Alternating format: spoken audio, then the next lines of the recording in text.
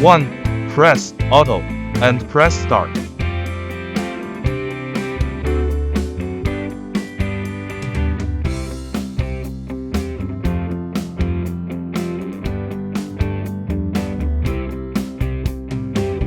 2.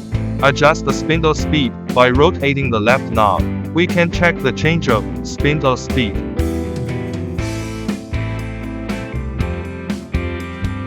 3. Adjust the feed speed by rotating the right knob. We can check the change of feed speed.